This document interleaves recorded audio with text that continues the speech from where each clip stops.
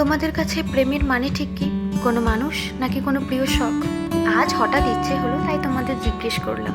High, আমি সুচরিতা, অনেকে আবার আমাকে প্রীতি বলেও ডাকে।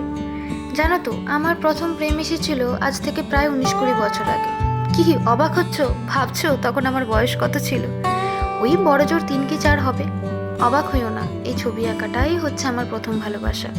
যখন ঠিকঠাক কথা বলাও শিখিনি তখন থেকেই তুলি আর রং আমার প্রিয় সঙ্গী। মাঝে অবশ্য নাচের সাথেও বেশ কিছুদিন প্রেম করেছিলাম জানো, কিন্তু মন বসেনি। মন তো শুধু আঁকতেই যায়। তবে এখন আমি আরও একজনের সাথে চুটিয়ে প্রেম করছি, সেটা হলো আমার উপন্যাস। এই হচ্ছে আমার ছবি আঁকার আর উপন্যাসের এক অদ্ভুত ত্রিকোণ প্রেম। সারাদিন কোর্টের কাজ আর ব্যস্ততার মাঝে এই দুটো জিনিসই আমাকে ভালো রাখে। এই প্রেমে কিন্তু মন ভাঙার ভয় নেই, শুধু শান্তি আছে। তোমাদের জীবনে প্রথম প্রেম কবে আর কার সাথে এসেছিল? কমেন্টে জানিও কিন্তু। দেখা হচ্ছে খুব তাড়াতাড়ি।